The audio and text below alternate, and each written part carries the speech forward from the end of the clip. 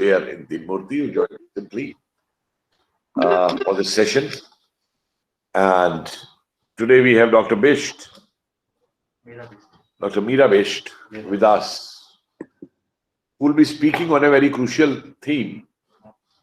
That is Kautilya's Arthashastra, philosophy of strategy. I was just thinking in my mind, I have done myself my MA Masters in Ancient Indian History, and I read Kautilya's Shastra when I was a student of BA first year. And I thought, had Kautilya's Shastra not been found, I think 1902 it is or 1907? 1907. Had it not been found, these colonial apologists would have bashed us further. That centuries before, even these languages were born in the West, or their civilizations were yet to take a shape. In our country, we not only had a language, but we had a language which was not just a language, which was a full culture, which had science, which had human relations, which had philosophy, which had religion, and which gave to the world a message at that time of Vasudev Kutumbakam, when there was no UNO or no United Assembly, which taught the world at that time, Sarvadharav Sambhava, let all religions flourish, which treated everyone as a guest, Atithi Devo Bhave. And unfortunately, some of us later on treated the Akranta also as Devo Bhave. But times are changing. People say New India is emerging. I said a New India has already emerged. And this emergence of New India today is now getting reflected in the scholarship also in a very stronger way. We had wonderful scholars who wrote India's past, who wrote about what India was, but because of ideological dominance, because of colonial hangovers, because of mental enslavement, we will not believe our scholars. And today I am so happy that Dr. Medha said is speaking on such a theme of Kautilya Shastra. I think no text in the world can compare that text with. Some say Kautilya is the Machiavelli of India. Machiavelli was more than almost 1800 years after Kautilya. Why don't you say Machiavelli is the Kautilya of the West? Why do we have to be apologetic every time and seek some certification from the West? And I remember when I had read Kautilya Shastra, I was so amazed what it doesn't have.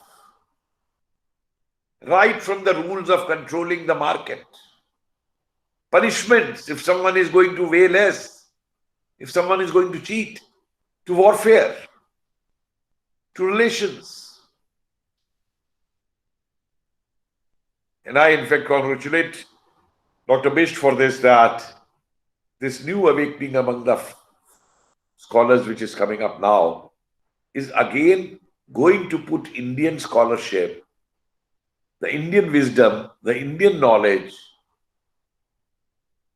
in a totally different context in the world today. And it is not that we live in our past. We study our past, we live into the past to see how our present has evolved. So that by comparing the two, we plan better for the future. And this is where I believe that for our younger generation, in a knowledge society, when the knowledge society is emerging strong, such ancient wisdom and such ancient knowledge interpreted in relation to contemporary contexts will give a totally new dimension to our youth to be proactive and lead this knowledge revolution in the world. I won't stay further. I'll only say that, well, you see, normally I don't put things on saying about the CV of the speaker, because these days everyone is smart, you know. The moment they hear the speaker is there, they Google out everything about the speaker, which is generally available. But I'll say that Dr. Bisht did her PhD from Jawaharlal Nehru University, and she wrote her thesis on multi-stakeholder negotiations on security and development. And our country expertise is in South Asia, related to Bhutan, Pakistan, and she has been a consultant also to IUC in India in 2017. She had worked in collaboration with Dhaka University. She is also a lead investigator for a project undertaken in collaboration with WWF Pakistan, based in Lahore, from 2016-17. And it will be very interesting to hear her views on Kautilya Arthashastra, that when a current, practicing strategist is now looking at Kautilya Arthashastra and trying to give her what best is possible out of it. So, Dr. Medha Bisht, it's all over to you now. Thank you. Thank you, Chair. Thank you for that kind introduction. And in fact, when I go back to my own days of doing history honors, I don't even remember putting my hands on Kautilya's Arthashastra, though as a text, it always fascinated me. At the outset, let me just thank NMML for inviting me. Thank you for having me here. It's indeed a delight. And today I will be, in fact, talking about a recently released book of mine, and it's here right in front of me, Kautilya's Arthashastra, Philosophy of Strategy, which was published by Routledge. Now, we all know that Arthashastra is a non-Western classic. And to my mind, it's always important and interesting to revisit classics, because they really enthrall minds across generations and address issues that often have a universal appeal. Thus, I would say that it would not be wrong to say that classics are subliminal in character, subliminal in nature. And I say this because while they are composed in a specific historico-cultural moment, they address issues which resonate across generations, as the questions that they seek to address have a universal appeal. Now, perhaps this is what makes Arthashastra insightful. More so when today in the discipline of international relations, and that's the discipline I belong to, discussions on non-Western epistemologies are slowly picking up. Understanding these different ways of thinking, to my mind, is important because they offer a distinct cosmovision to make a sense of the world. And I would say that these alternate cosmovisions can indeed help us address, see, and make sense of the very complex and what people often say wicked problems that we face today in the 21st century. So I would say that it's in this backdrop that I would revisit, I have revisited, in fact, Kautilyan strategy.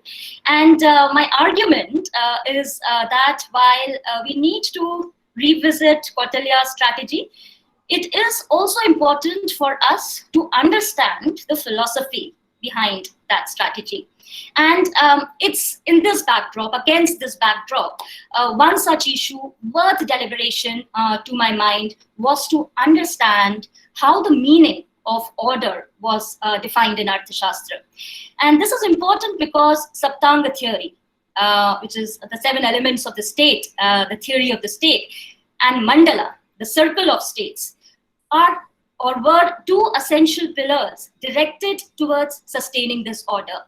And this concept of order was important because it endowed legitimacy to a particular activity, which articulated norms and limits of Rajniti, which I would say were internal matters relating to the state, and Kutaniti, external matters relating to the state, that is essentially statecraft. So discussions on the nature of state and statecraft, to my mind in Arthashastra, is instructive of an ideal type here. A term which I would say Weber uses to identify similarities and differences. Now, ideal type is not a moral ideal, but can be used to develop hypotheses to advance knowledge. Thus, I would say, for instance, what is the idea of state? Or what does the idea of statecraft tell us? These are important questions which I think a text like Arthashastra can be instructive to understand.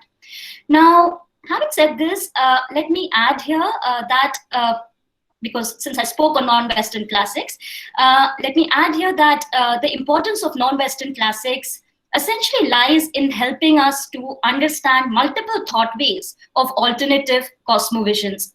And these cosmovisions, to my mind, not only familiarize us to a genre of epistemic practices which stemmed from specific cultural spaces, but also help emancipate ideas which are essentially non-Western. And to a certain extent, I would say, this can help decolonize disciplines like international relations, which were primarily built on the experiences of Europe, primarily built on the experiences of great power politics. And the intellectual thought, too, of the kind of theories we learn in international relations were primarily inspired from Western political thought of the Anglo-American world. And a classic consequence, of such an unconscious approach, I would say, are the cognitive biases that go into the interpretation of Kautilya's Arthashastra, which majority of scholars has considered to be bereft of any moral values.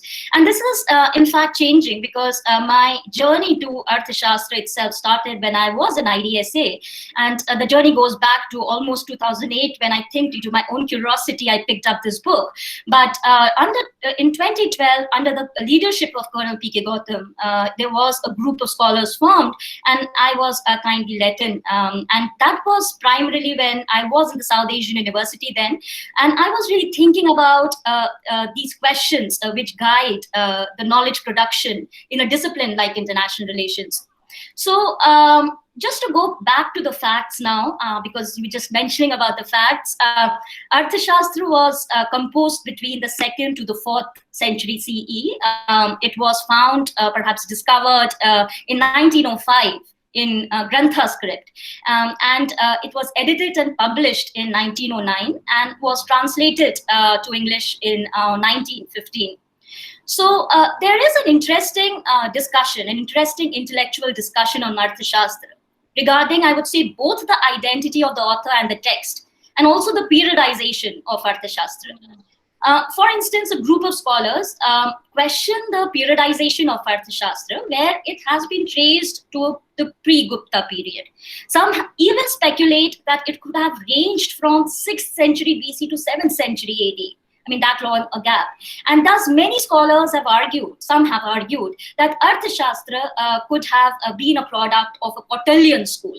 It was perhaps written over a period of time, and Kautilya was not the composer of Arthashastra. Some have considered Kautilya half mythical, half historical. Some have even argued that Arthashastra was a political project grounded in the making of modern India.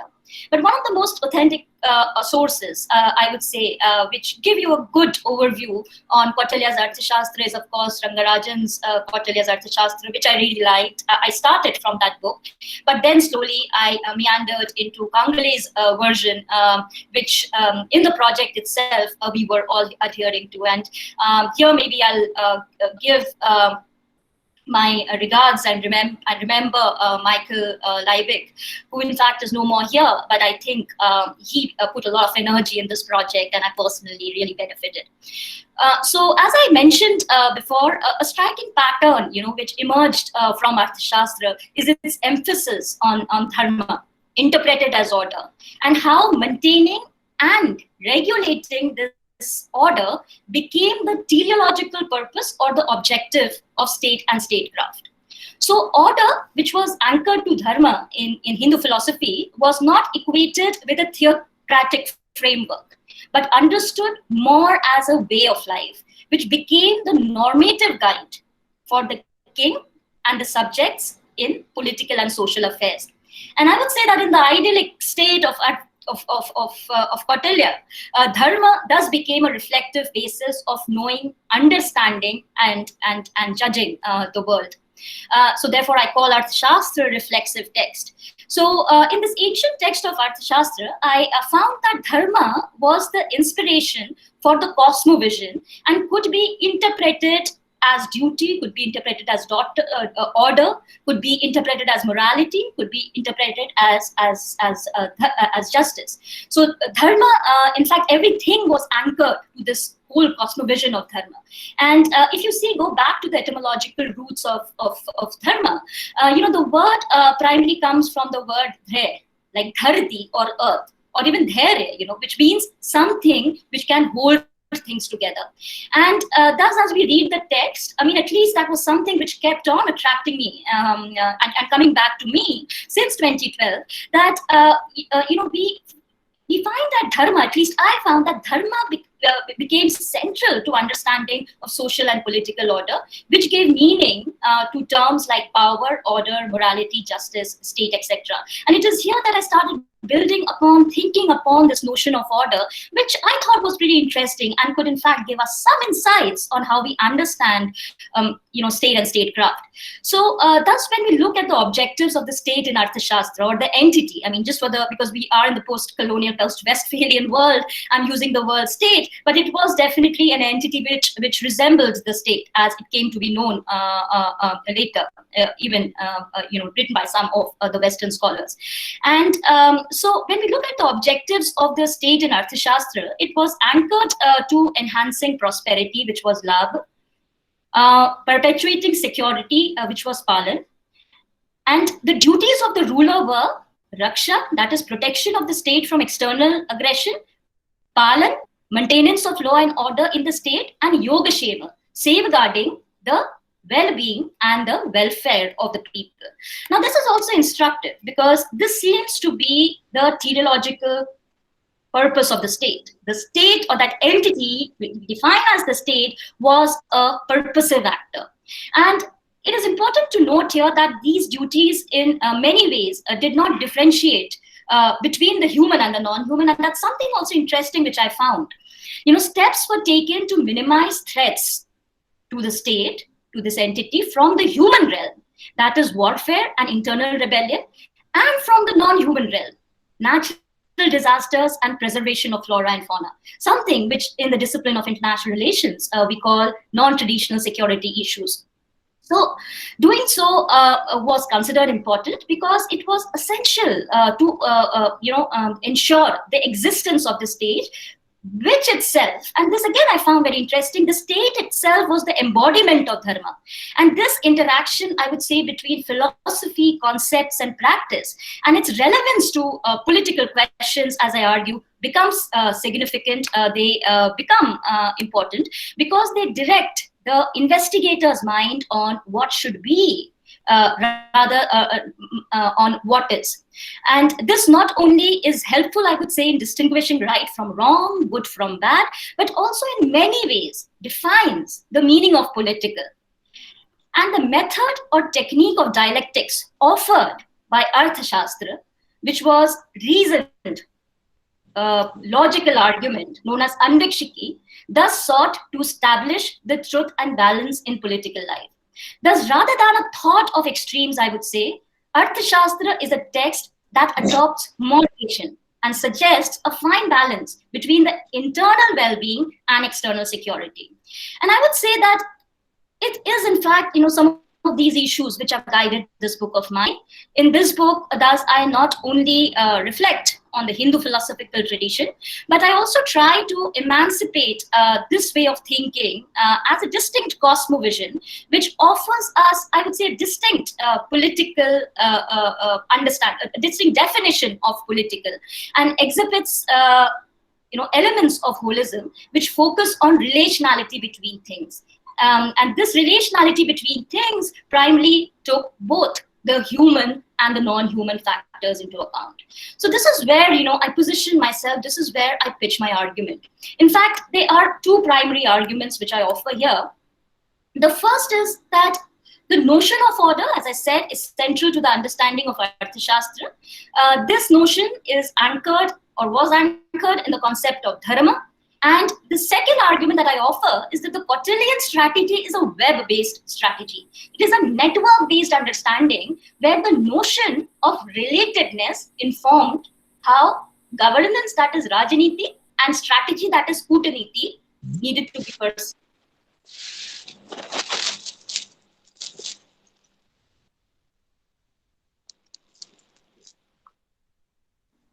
Oh.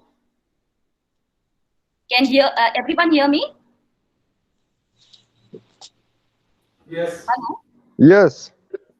Okay, I think because I just saw a message that I was muted off. But anyway, so two arguments here, and the second argument was while the first argument was primarily that dharma is really central to the understanding of Arthashastra.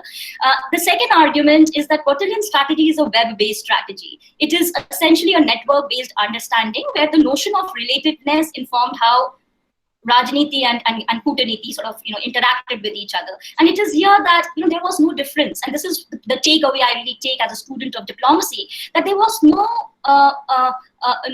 difference between governance and diplomacy. Diplomacy and governance, or the inside and the outside, were not divorced from each other. They were not separate from each other.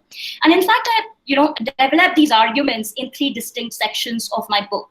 So in the first section, I would say that I've highlighted epistemic practices, ways of thinking, which govern the text. This helped me to understand the larger question of dharma and how it reconciled philosophical and strategic thinking.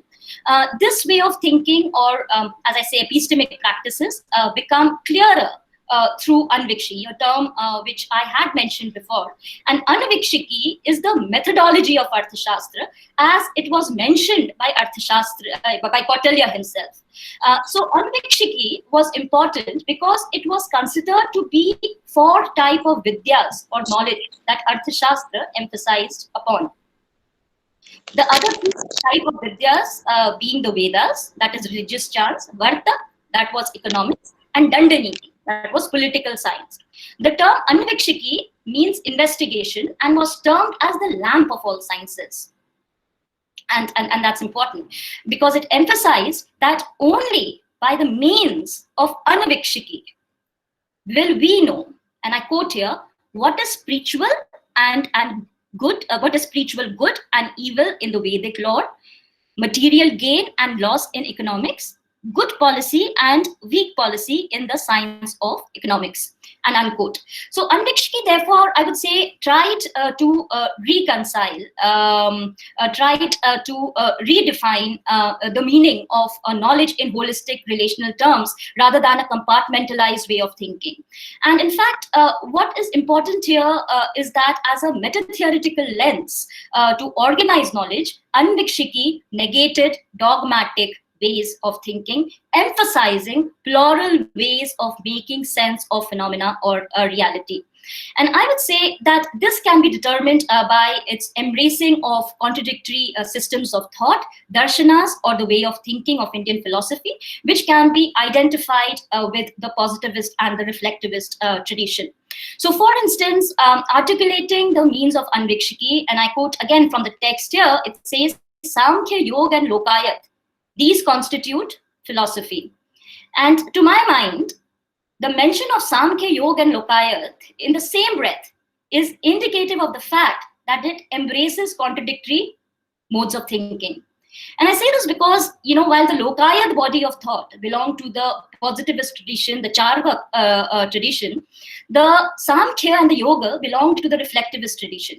For instance, Samkhya philosophy started from dualism, but explained reality by resorting to non-dualism. It is significant to note also that by emphasizing both dualism and non-dualism, Samkhya philosophy underlined the importance of discernment, that is, recognizing distinct qualities or gun, that gave recognition to entities. For Samkhya, entities were formed through the fusion of Purusha, which was soul, and Prakriti, which was matter. And this fusion determined the nature of an entity through different gunas, that the Sattva gun, the Rajas gun, or the Tamas gun. So starting with dualism, Samkhya in fact ended up in non-dualism. Now, yoga philosophy, meanwhile, emphasized the importance of experiential learning. Thus, it laid emphasis on discipline, it laid emphasis on meditation, recognizing the need to cultivate and be mindful of human nature and base conclusions on one's experience. And this is important because the first half of the book is essentially about the king and why the king should be disciplined. So human nature, was given considerable emphasis, and there was a need to train this human nature, something which Gandhi also talked about. So this, I would say, has made scholars approach the meaning of anvikshiki in multiple ways. There has, of course, a lot been written on it. In international relations, we do not really look at these sources, but then thankfully in this indigenous project which happened in IDSA under the leadership of Colonel Gautam, we did. So, when you look at the scholars, there are multiple ways through which anvikshiki has been interpreted. It has been called reasoned and systematic knowledge. It has been called analytic and reflective knowledge. It has been called dialectical form of reasoning. It has been called pluralistic and holistic. Now, another aspect of Arthashastra, and which again I found very interesting, was which perhaps we also need to pay attention to, is that the entity, and we can read the entity as a state. The entity or the state is not given. They evolve organically, and the character of the entity can be influenced by its dominant features. So it is for this reason that Arthashastra puts an emphasis on excellencies, which are outstanding characteristics of each of the 7 elements. The Swami, the Amatya, the Janapad, the Durg, the Koshan, the Dand, and Mitra, which can lead to inferior or superior state. So these 7 but distinct elements are also indicative of a plural understanding of power, where moral force, intellectual force, legitimate authority, defensive power, economic power, offensive power, and relative power gained through allies and alliances become important. And these 7 distinct but related elements are instructive of the emphasis which is laid on the importance of cultivating and developing the capacity of the entity, and which means a state here. So it was very important to keep all the entities in mind, and therefore these 7 entities, the Saptanga theory, was about maintaining those excellencies which are in fact very much specified in Kautilya's Arthashastra. Now, in the second part, essentially what I do, I have explored the relationship between feasible and desirable elements. And here I've essentially looked at the micro and the macro narratives, which are often braided in Indian classical thought. And this again is important, because when for instance, when you look at Mahabharata is a classic, and I keep on saying this. Mahabharata is a classic not because because of multiple reasons, but also because of the very fundamental reason that there is a braidedness of stories, a macro story in one huge story. There are these multiple stories. So the braidedness of the micro and the macro, I feel, is integral to ancient Indian thought. And I would say that these interrelationships become important because they give distinct meaning to concepts which we use in IR. So in other words, how does one tap into the source of ideas that give meaning to concepts in distinct geocultural spaces becomes important. And therefore, in this part, what I've done is that I've looked at 3 different concepts: morality, order, and power, as used in Arthashastra, and which are all anchored to the cosmic vision of dharma. So in this part, more importantly, I've resorted to systems analysis and chose this for 3 reasons. I mean, one was because I thought that it will help me to make this text intelligible to students of international relations. So first, I would say systems analysis helped me focus on interaction between units. That is, it enabled me to tell the story of the political through interconnections and concepts. Thus, I could really privilege the situational, contextual nature of knowledge. Second, systems analysis also helped me to emancipate the holism of grand strategic design in Arthashastra, which gave meaning to terms like power, order, and morality. So these three worlds was read within a grand strategic design. They were not sort of separate from each other. And there was a linkage between the two. Thus, I would say that what really comes out from this part is that I show how these terms are used in a relational manner, which means that they were directed towards achieving Yogashema, which was primarily security and well-being of the people, and preserving the Yogashema, thus was a central principle for guiding the dharma of the king and informing the dharma of the people. In other ways, or in other words, I can say that the way through which order could be maintained was the principle of Yogashema. So you see a sense of normativity here, but you also see a sense of strategic thinking here, or long-term thinking, that it was important to think about the people because on their support rested your own existence. So in the third part, I have established a conversation, I would say, between concepts and vocabularies we often use in IR. We are often familiar as IR students. And the question which comes here is that are concepts value neutral? And I would say not really, because they stem from a distinct geocultural space, which can have a distinct cosmic vision. However, taking a cue from some scholars, as there is enough literature on the subject, I, in fact, argue that one should go beyond binaries of Western and non-Western, as ideas migrate and evolve, having a meaning of their own in different cultures. What I am emphasizing here is that there can be different ways of thinking, different cosmovisions to look at the world. And it is here that I support the argument for a conceptual apparatus for terms like power, order, morality, and sovereignty, as they stemmed from distinct geocultural contexts. And this demands that we take the geography of ideas and the history of ideas seriously. Now, in this piece, I also navigate this section. I also navigate the arguments by examining the concept of order, which I argue is central to Arthashastra, and which, of course, has also been addressed in the discipline of international relations. It was important for me as to what is this discipline really, what is this text really saying to some of these core concepts which I use in my own analysis. And in fact, I did this primarily at two levels. I took this analysis further at a conceptual level, and I also took this analysis at an analytical level. So at the conceptual level, I examined the different meanings of order, its normative, strategic, descriptive, critical, cognitive, cultural interpretation. Here, I problematized non-West as just a norm taker and emancipated its agency for understanding how meaning of concepts can move from one geographical space to another, and in fact can be understood in a different way. Yes? Sorry. At the analytical level, I took a cue from the English school in IR and looked at the operative principles which gave a distinct meaning to order in Arthashastra. And this meaning was given through specific practices, which were the 6 methods of foreign policy, the Shatagunya, the code of conduct, the dharma of the individual, and specific environments of action, which was primarily the mandala.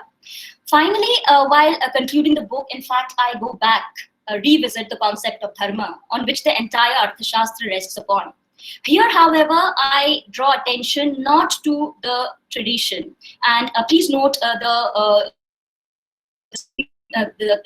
I'm using the word in a singular manner, I drew attention not to the tradition of dharma, but traditions of dharma, which over a period of time offer alternative ways of thinking in a very civilizational entity like India. And this can be given a perspective, for instance, when we think about conversations between Tagore and Gandhi. Gandhi's inspiration from, I mean, if you look at Gandhi's inspiration of duty, it was very different. And Tagore's inspiration, in fact, was different. Primarily came from the medieval Vaishnava poets and the Bhakti Sufi movements, which emphasized on the revelation of human spirit. And as I said, Gandhi, on the other hand, really emphasized on dharma. In fact, this particular quote from Tagore is interesting. He says, "We cannot join the struggle." He tells Gandhi, "We cannot join the struggle by relying on the besotted entrances, blind force of obedience. That is the root of all miseries and indignities of this country," unquote. So a good example also, from the text of Arthashastra and really from the Indic tradition, I would say, is the use of the term upayas. Now, in Arthashastra, upayas, as we know, primarily the Sam, Dan, and the Ved, were primarily suggestive of managing relations. On the other hand, if you look at Buddhist philosophy, it redefines this understanding of order, where it focuses not just on the management, but also the transformation and the emancipation. And therefore, in Buddhist philosophy, particularly the Lotus Sutra of Mahayana Buddhism, there is a shift from upayas, that is means, to kushal upayas, that is skillful means, and Michael Pye says this. Thus, when we use the lens of kushal upayas, I would say a different meaning of state, power, order, justice, morality comes out. Thus, I would say that one of the most important takeaways from Arthashastra is that it focuses on studying relations. Values, preferences, have been analyzed by understanding interactions, relations, practices, and the larger cosmic vision these are anchored to. In ancient India, dharma became a fluid interlocutor to give meaning to power, order, morality. And second, it also suggests that one should go beyond fixed attributes, that is separatedness between actors in international, but rather have a network, interrelated, or a web-based understanding of the world.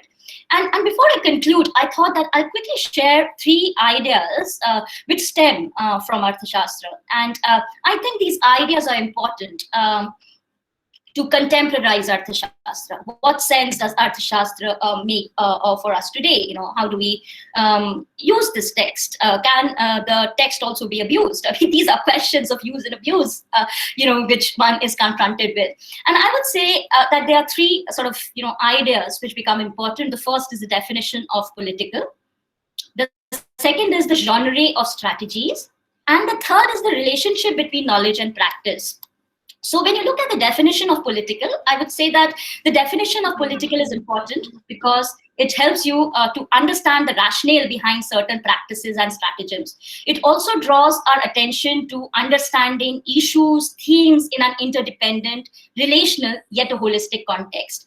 And what I mean by this is that the insights we get from this is that the analysis of the political is not just restricted to the king or the institution, but the definition of political in Arthashastra talks about the interdependence of elements, where protecting and preserving both human and non-human aspects was the responsibility of the state.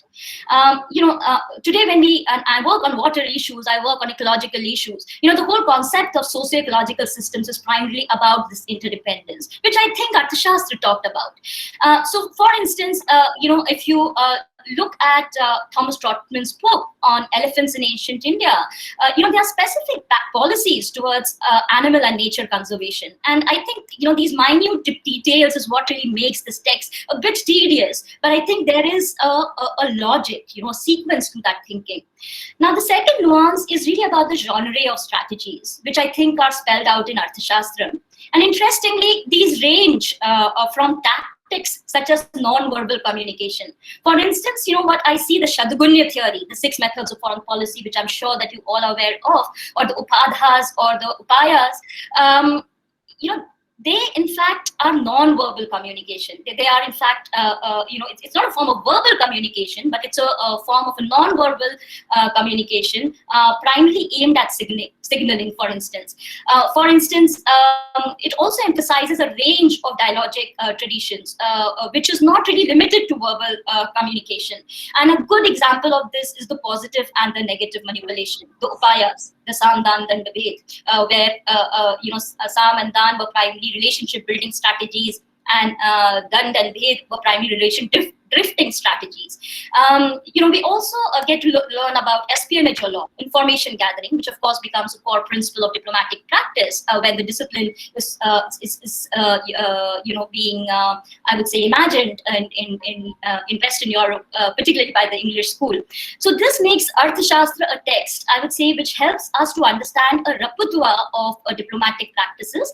And I consider this as a significant contribution from a non-Western diplomatic resource, where a different dialogic tradition of non-verbal communication comes to the fore.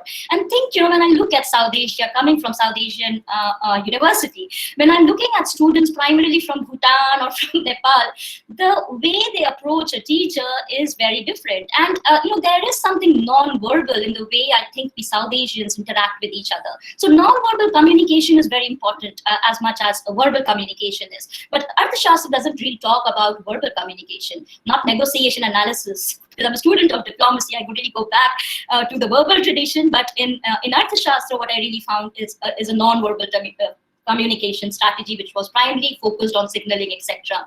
Also, what becomes is the dialogic structure of the text per se, and this is the braidedness, as I said, of the micro-narrative and the macro-narrative.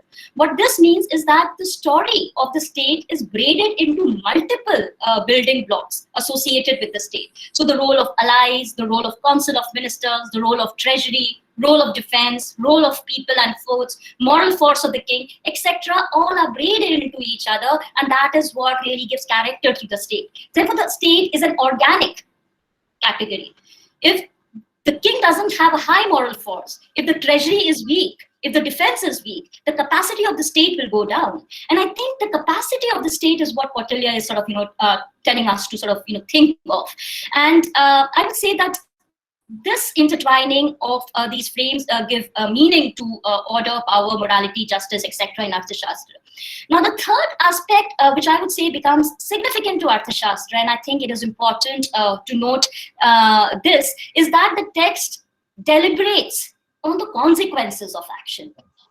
I already said that, Arthashastra is a reflexive text. There is a clear relationship between knowledge and practice. In other words, what makes Kootaniti relevant is the purposive nature of Rajaniti, which is defined as Yogashema, well-being and security of the people. And therefore, when there are 6 methods of foreign policy, there is flexibility, there is adaptability. You have to choose your policy in response to your environment, in response to the entity that you are witnessing or you are confronting. Therefore, there is a range, a gradedness of strategies. There is a big no to a fixed, rigid strategy. Also, the judgment behind political action becomes important in Arthashastra, as it was this judgment which dictated how one knew and understood the world. And the reference point, I would say, for this judgment was the Hindu philosophical tradition. In fact, a state has been considered as a moral force which facilitated spiritual and moral development, the Purusharthas, which Rangarajan also talks about. And lastly, I would say, as I have been emphasizing, that Arthashastra draws attention to ways of thinking. I know this is at the cost of reiteration, but I think this cosmic vision or this different cosmovisions is something that we need to think of. And this, I would say, not only has a consequence for theorizing the text, but also highlights the importance of geography of ideas. And I would say that if you miss on this important point, an important intellectual legacy might get lost. And it's in this backdrop, well, I'll conclude that non-Western canons are important and they need to be revisited with this purpose in mind. So over to you, Chair. That's all from me. Thank you very much. In fact, your last sentences reminded me of that famous work on geography of Purans. A very interesting book, which came out at that time. And before I open it to my other learned participants for, discussion and question and answers, I have a very small suggestion to make. And my suggestion is that in today's world of technology, we should not confine knowledge or history to the journals or to the libraries or to the seminar rooms. You have such interesting finds which are there. My suggestion is, if you can make small videos on it for 10 minutes, 12 minutes, in simple language, explaining to our youth, the present generation, that what was the importance of these aspects and how, in what context they are relevant today. That will be a great service, to our younger generation. And I tell you, the younger generation today is very enthusiastic about knowing these aspects because they realize, why haven't these have been taught to us? Why certain facts were distorted? Why certain facts were suppressed? These kind of things which they are looking for. And when I do in history, I've been working on, I realize I built some 4 museums. And sometimes I go for a feedback there and I find the youngsters standing there. Why was this not there in our history book? Why this document is being here only? So that way my suggestion is that in simple language, please explain. The youngsters are very keen to know that. And I'm starting with one question.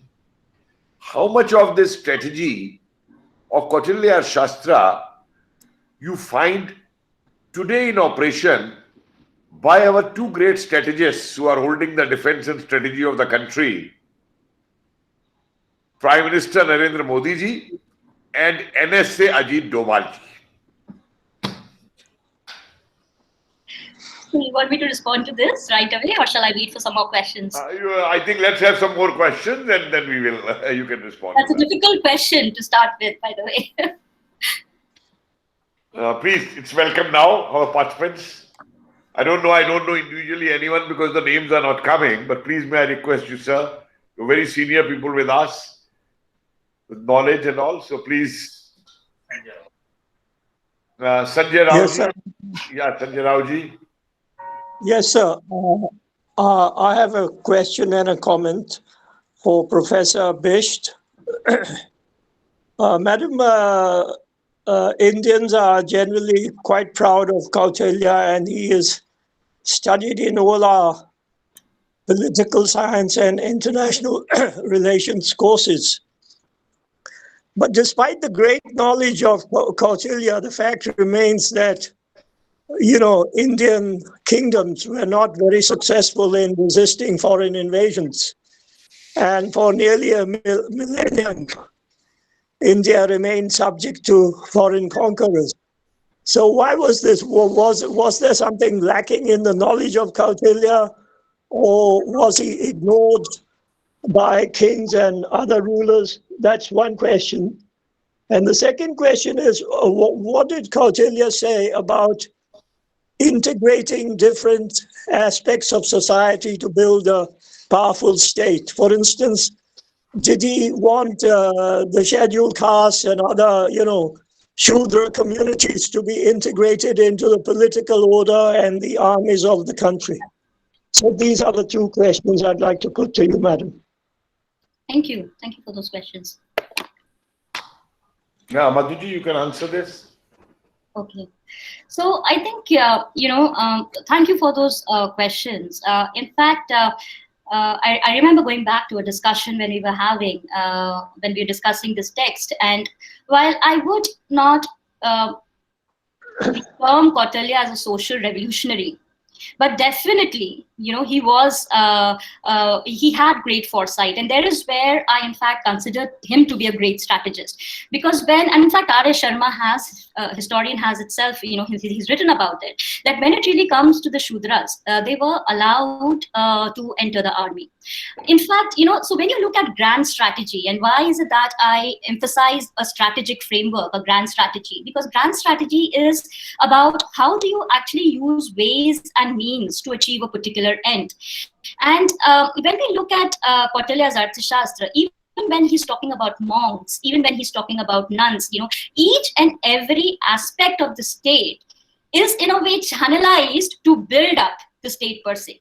So, so the nuns and the monks were supposed to be information gatherers, so espionage. So it was, and therefore I say, this whole idea of the meta-narrative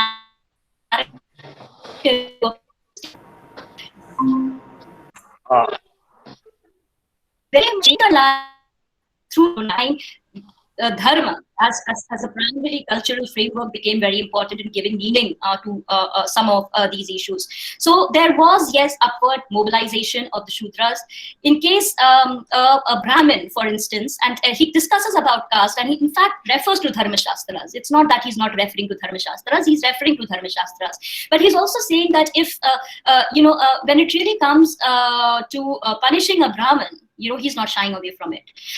Because, in fact, so it's very interesting, apart from, say, the Upayas and the Shadgunya theory, there is, there are tests of deception or upadhas in Kautilya's Arthashastra, and these tests of deception were primarily meant for people who could be qualified to be in these important positions. Again, the idea through these tests of deception was to really see the dominant tendency. And Medhaji, I think what he's asking is a slightly different aspect, that when these things we failed against invaders and all. Yes, I'm coming to that question. In spite of all this, knowledge of warfare and strategy and all, which is there, why we fail into that aspect over there. And I think as a historian, I'll also add to your answer a little bit. Please go ahead. So I was in fact answering the second part of the question and then coming to the first. So let me come to your first question now. The second question was on upward mobilization, which definitely is present there in Arthashastra under the larger framework of grand strategic design. The second one, the way I look at it, then definitely I'm not a historian. I've not really done a historical study of the text. There are good works, for instance, who've looked at these aspects. But one way which I really see this text really being a classic is that the idea of the state and the idea of statecraft becomes important. And there is where I say the state is an ideal type, or statecraft is an ideal type. So when Kautilya is saying what really can make a strong state, an aspiring Vijikishu, is where your 7 elements are actually, your 7 elements actually determine what is a superior state and what is an inferior state. So if the seven elements do not really match up to the excellencies which are associated with each of these 7 elements, then in fact the state will turn out to be an inferior state. So it's actually giving you, an ideal type kind of a statement that this is how things should be. So for instance, when he's talking about Shadgun so to come back to your question, definitely I do not really dwell onto that. But then one of the main reasons is that, if there is no cohesion in the state, or there is division, the state will be weak. And therefore you see again and again an emphasis on the interdependence of all elements. So when he's talking about Kantak Shodhan, when he's talking about the enemies of the state, the enemy is anyone who's against the idea of the state. And when he's really talking about the enemy of the state, it's not just restricted to the human, but also the non-human. In terms, he's getting the ecological and he's getting the environmental issues up there. So, to answer and to be very specific to your question, I would say, well, it's an ideal type. And of course, if you do not really match the benchmark which Kautilya has given, then it's for you to really understand whether your state is an inferior state or a superior state. Nowhere Kautilya is saying that a Vijikishu, an aspiring state or a strong state, will forever remain an aspiring state. In fact, when he's saying that if you are a weak state, it's good, you take shelter. You take shelter, but at the same time, you be very focused on building up your internal capacity. So it's, interestingly, when we're really talking about peace, when you're really talking about tactics, these are temporary aspects. I mean, as an analyst, as a person who was interested in strategy, in politics, I saw this kind of value coming out from this text, which I think, is useful. I think, Sanjay ji, there are a variety of factors for this whole, it's a very complex thing and a very pertinent question, in this regard.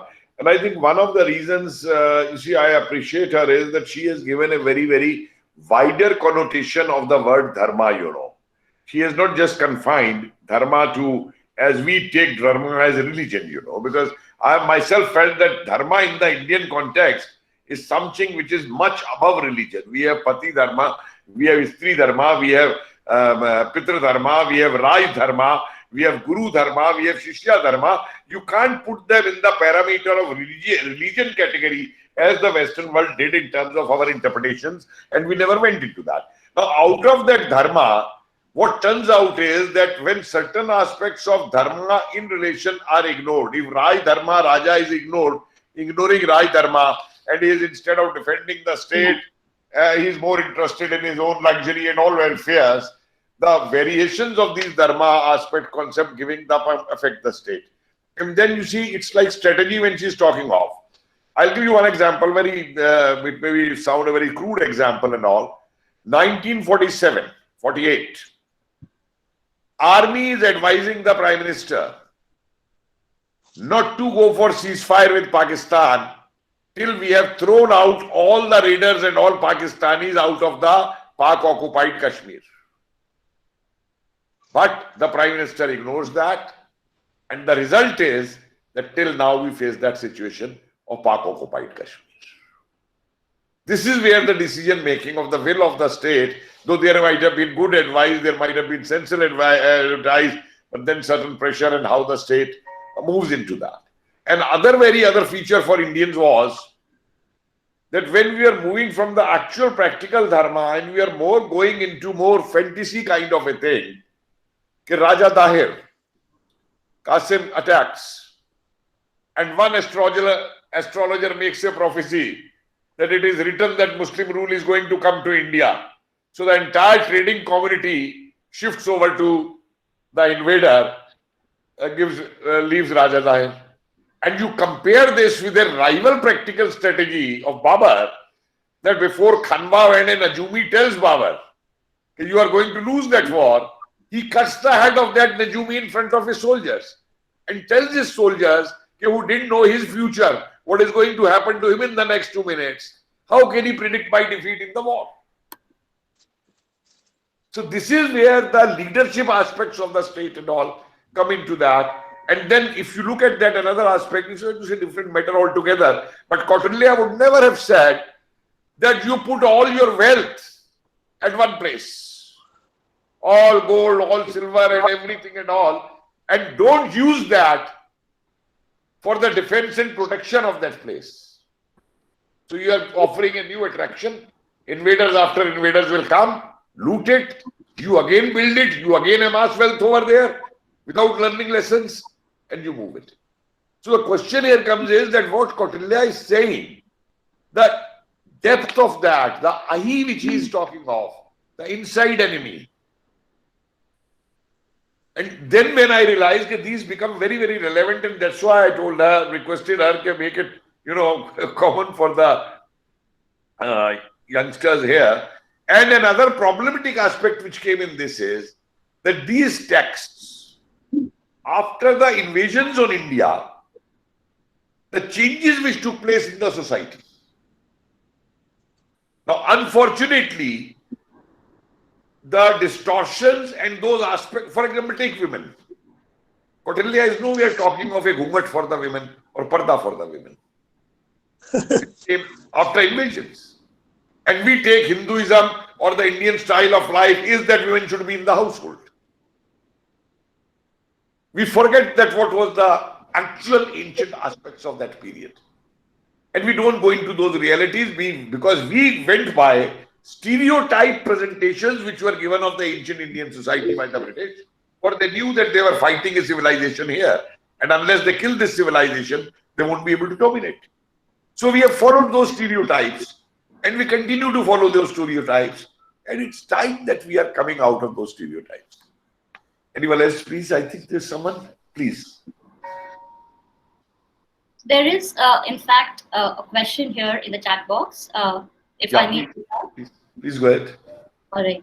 So this is Poonamji, and she's saying that the king had, if the king has to be like the one Kautilya states with high moral ground, but still uses Sam Dam Dandbhed, it's a bit of a contradiction. Does he tell something to balance these two? Poonamji, I mean, I do agree with it. So literally, when we really look at some of the Kautilyan tactics, they they actually appear amoral to us, and that's perhaps one of the main reasons that some of the scholars have said that Kautilyan strategy is, in fact, is a very crafty strategy. It's bereft of all morals, but and it is here, I would say, when I'm making a case for the dharma as a cosmovision, what really justifies a particular action is that whether it is sustaining that dharma. And it's very, very clear what is meant by the dharma. Dharma is actually embodied by the state per se. So the state is supposed to be the moral force embodying the dharma. So anything which actually weakens the state then can be used. That is one. The second, so there is no contradiction because the justification of that morality is very much there. And again, when we are really talking about dharma, I think, going back to the methodology which Kautilya is using of the anvikshiki, which is logical thinking, reasoned logical thinking becomes important. And so every action which needs to be taken has to be seen whether it is contradicting the dharma. So even the king, dharma is above the king also. So even if the king is contradicting the dharma, he has no right to rule, adhikar, where you earn the right to rule. Because the basic starting point, when you're really talking about, I would say, the philosophical tradition, is that duties primarily become the starting point. Rights do not really become the starting point. In terms of gaining rights. Madhuji, what you are trying to say is in one line, that so long the Sam, Dand, Bhed, etc. are adopted in relation to protecting the Raj Dharma, it is part of the state policy. Exactly. So Raj Dharma, you can't see any contradiction in that. This is the Raj Dharma, and it's like an advocate knowing fully well that the person has done the murder. Absolutely. But he still stands to defeat for his defense in the court, knowing fully the person has killed and committed the crime. Because that advocate's dharma is to protect the client, whosoever the client may be. So that is what the king is doing under his Raj Dharma. And in fact, those who deviated from Raj Dharma and went too much into moralistic and ethnic things, हम रात को fighting नहीं करेंगे. वो इलाज हो गया ना, invaders ने रात को मारा आपके ऊपर, आप पिट गए. But also, maybe I'll just add something here, is that now, as a student, of international relations, when we look at the post-colonial or the post-Westphalian state, and I think, this whole notion of nation and state, when it actually interacts with each other, there is where I think one gets confused, or it can be abused or misinterpreted to a certain extent. So because this is a pre-Westphalian state, it's when we're really talking about. It's not so simple. The question is that these states who claim to be the most civilized, who talk of white man's burden, what did they do to their own people when they sent convicts to build up a society in Australia? Yeah. What did they did in terms of slavery? What did they did in terms of indentured labor? What did they did when they did the massacres? And they are talking of politics and constitutional politics and condemning the revolutionary movements. And a person like Churchill orders the assassination of Netaji Subhash Chandra Bose. So it comes back to that. It comes back to their own state interests, you see. Even today, if you see, what are their standards for human rights? They are different for India, they are different for China, they are different for Pakistan. And they are different for their own country. So, whatever one may talk in terms of principles and all, ultimately, grassroots level, it comes down to the hard realities. What particular state is at that time, what is the state's ideology, what the state is thinking. Stalin could kill thousands of peasants just to create an ideal state of a Soviet at that time, Or Hitler could kill Nazis, could kill Jews, or in 40s, or Churchill could lakhs of Bengalis in Bengal by artificial famine. So it narrows down to what ideologies and what aspects they are governing with. And in ancient context, Kautilya did give an ideology. He did give certain principles to us. Certain were followed, certain were not followed. But that is where it becomes more important today, that rather than historically now thinking what went wrong and what went into that, My interest is more now to see that how practically applicable they are in these terms, and I think our recent China policy has shown that. Now, diplomatically or strategically, we are entering a period कि earlier ये था एक गाल पे चाटा मारो तो दूसरी गाल आगे कर दो गांधी जी का, फिर आ गया कि अच्छा कोई एक गाल पे चाटा मारता है तो आप उसके एक चाटा वापस मार दो. That came another policy during 1970s in India, and now the policy which is कि अगर कोई हाथ ही उठाता है आपकी तरफ चाटा मारने के लिए तो उस हाथ को पहले काट दो for your own survival. So these are the ideological and defensive and other mechanisms which are taking place for the growth or development. And one more point which is very crucial for everyone to note is, when we ignore Kautilya and don't look at Kautilya's things, show me a single power in the world which has ignored its defense expenditure and its defenses and has become a developed nation in the world. Show me one. Don't give me the Japan example, because after Second World War, certain things were there in development. But you look at Germany, you look at America, you look at England and all, or France, or any of the powers, or China. They have never ignored their defenses. And unfortunately, in India, this has been, there was a thought during the 1950s कि Indian Army को ही बंद कर दो. हमने तो अहिंसा से आजादी ली है, हमको हमारे ऊपर कौन अटैक करेगा, हमें इंडियन आर्मी की जरूरत ही नहीं है. So that context, Kautilya and this entire historical experience becomes very relevant in that. I think I'll ask for a last question, please. Do you think the current government foreign policy, do you think the current government foreign policy is more close to Kautilya's policy of Sadgunya? And second question is, can Kautilya help to resolve the basic policy dilemma during COVID-19, live and livelihood? Sorry, I didn't get the second question. Can Kautilya help to resolve a basic policy dilemma during COVID period, live and livelihood? There is dilemma between live and livelihood. Does Kautilya can resolve this dilemma? Okay. Yeah. So thank you for those questions. Two important questions. The second question. Sorry, what was the first question? First was about Sadgunya. Yes, I got it. And Indian foreign policy, Prime Minister Modi's foreign policy. Absolutely. I think nowadays Modi's foreign policy more closer to Sadgunya. Do you think so? Yeah. So one thing, I would say there are two aspects to it. One is that, the first thing which Kautilya would suggest is that there should be some flexibility and resilience with your foreign policy. It shouldn't really be static. It shouldn't really be rigid.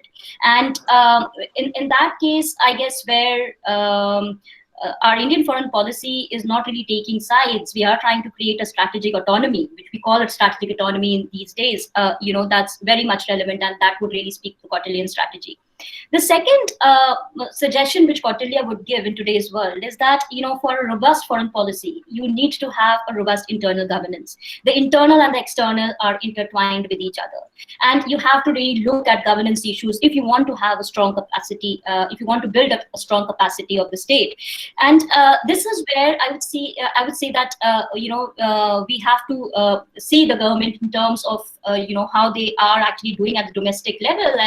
And there is where, if I was to analyze your specific question, look at the Sustainable Development Goals, what kind of efforts is India really making when it really comes from we have one or two more questions I'm taking, so just be brief, please. Okay. Two more questions are there. Yeah. Okay, and then to his second question of what would Kautilya say, given in the current COVID times. COVID times, Kautilya would of course say that build up the capacity of the state. The point, the focus should really be on developing the excellencies. When it really it a more holistic approach in terms of looking at the issue rather than a sectoral approach. If that makes sense. There's one question coming on that, that how would Kautilya would have looked at the Indo-Pacific alliance, which is being coming today. I think I'll just, Ashish ji, I'll just answer you in one line. I think Kautilya would have welcomed it.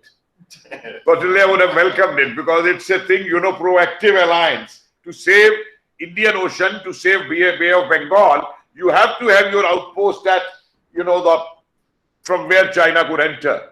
So you are not having in that Malaya Straits, but you are moving with the Indo-Pacific also. So I think it's a very tactical, strategical move which has gone into. I'll ask Dr.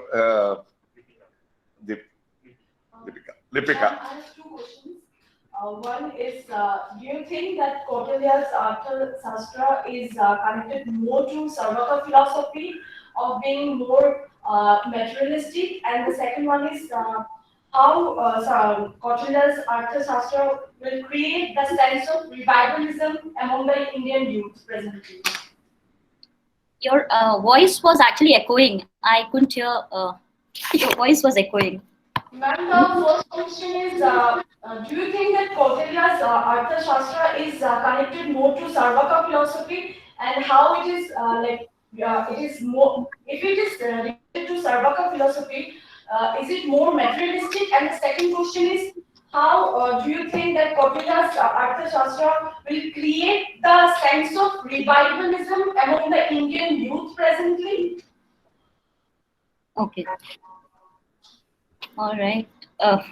Thank you for those questions. Because I really talked about this, when we look at the methodological framework of Anvikshiki, and Anvikshiki is really the backbone which is guiding Arthashastra as a text. And, they are, not just the Charvak philosophy that he talks about.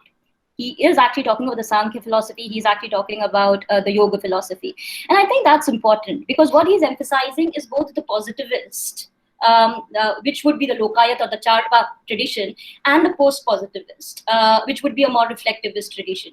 So I think that's very important. So when you're looking at, say, the unit or the entity of the state, and there is where, I would come in as an IR person, is that it's not really a state just being a black box where you are just looking and believing what you see, but in terms of discerning what the type of state is, inferior state or a superior state, you need to look at some of the fundamental elements, which make a particular state an inferior state and make a particular state a superior state. So I think that is very, very important because, Charvak or materialism is yes, he is definitely not going against prosperity, but at the same time, he's talking about love, but at the same time, he's also talking about the consequences. There are certain qualifications he gives at the times of war. There are certain qualifications he gives when there is a famine around. And I think that's important, So it's not really just pursuit of materialism, in a blind manner. But again, how does it really serve the end purpose of the state? So I think that's one. The second is, I think, when we... this I think is a very important question, in fact, when you come to think of it, particularly because, and I keep on saying this, when we are talking about cosmovision, and I'll just give you an example because, I think so I'll make myself more clearer with a specific example. So when we ask students, because I teach in a university, we're talking about the critical turn in international relations, or we're talking about these critical theories. But, when you look at the South Asian philosophical tradition overall, it's really a different philosophical tradition which actually talks about interdependence, which is actually talking about relations. It's not really talking about units being separate to each other. It's really talking about the idea that, you have to be, in case you want to really secure your environment or you want to secure yourself, you actually secure your environment. We take responsibility for your environment. And I think, that kind of a conversation in the Indian or the South Asian philosophical tradition is very much there.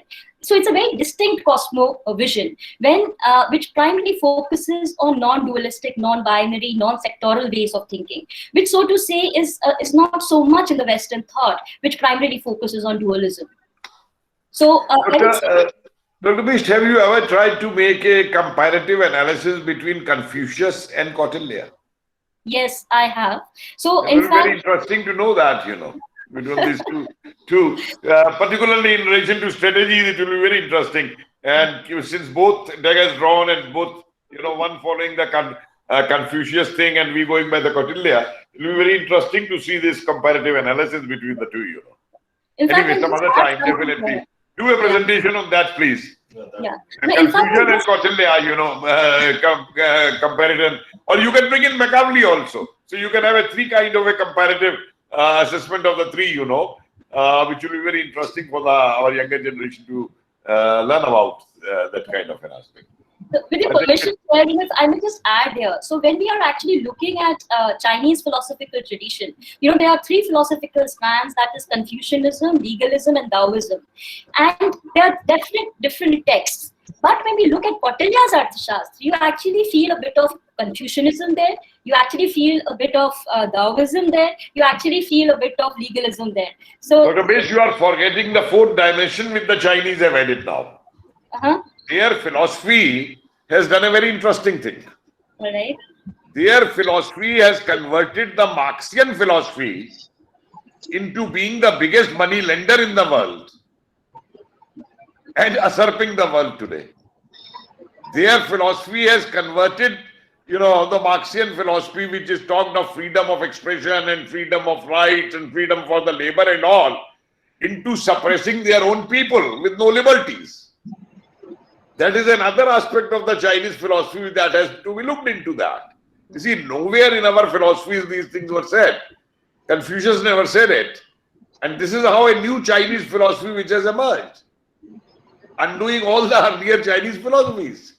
If you look at China's wall, the Ming and Qing dynasties, they show a lot of maps and all. That was the Chinese mainland. The wall made to defend China. All other lands are usurped lands. We're doing that. So that is why I was saying that Confucius and in relation to contemporary aspects. Are there any more questions on the screen, please? So I think Abhishek had that question. So Ashish, what I can suggest is that maybe you can look at the Saptanga theory and the Mandala theory, just the two pillars on which the idea of political is based on, and what insights does it really give you when you're talking about these alliances in the Indo-Pacific region? Okay. Any other last minute question? Could I add something? Please. I think, Madam, the most valid part of Kautilya's theory is the Mandala idea that relations with the neighbor will be bad and the relations with the neighbor of the neighbor can be good. This still holds true and works especially in the context of a multipolar system of approximately equal states. So there is still some validity in this theory, and that's the strongest point. But the other ideas that he put forward, they're more controversial and questionable. You see the first point where you have said in relation to the neighbor, you're absolutely right. It stands so valid. You see, you look at your own neighbor. Exactly. And both sides. Exactly. Unless one neighbor gives up his mentality of expansion to the Indian soil, nothing can solve whatever relations may be. On the other side, if that Ghazwa-e-Hind is not given, nothing can resolve on both the sides. Exactly. They will remain like enemies, you see. So whatever trade one may talk, whatever vaccine one may give, what aspect one may give, it is this psyche. And you see, it's very interesting that Kautilya, I was looking at Kautilya when I studied it, and I read the Kautilya Shastra 6 months back again. And I was now looking at Kautilya Shastra from a psychological point of view. See, we do political analysis, we do philosophical analysis, we do social analysis.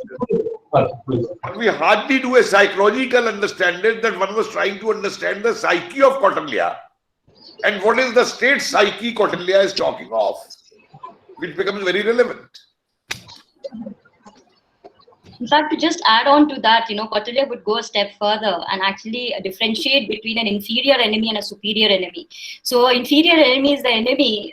The 7 elements are not, in their place. So, there is the capacity of the state is low. Therefore, the enemy is an inferior enemy. But if the 7 elements, are there, all the excellencies are there, then it will be a superior enemy or a strong enemy. So, that kind of a gradation also Kautilya does in Arthashastra, which is instructive. May I request our technology person, you have been a great help to us for this. Can you just scroll the names who attended and all, so that everyone should know that aspect, that who all were here?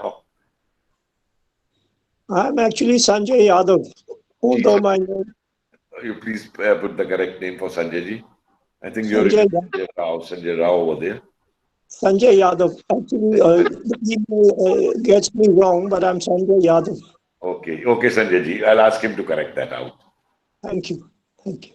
So thank you very much once again. Thanks to Dr. Bisht for a very important, interesting presentation, and I hope you must pay attention to my suggestion for the younger generation. Break it up in small videos, break it in small language, put it on the YouTube on your channel, put it on the Twitter, put it on Facebook, and let the Indian younger generation know where we stood for and how that where we stood for is useful for us today to move ahead. Thank you, all of you, all my senior persons who attended and who listened and who participated. Thank you very much. Jai Hind.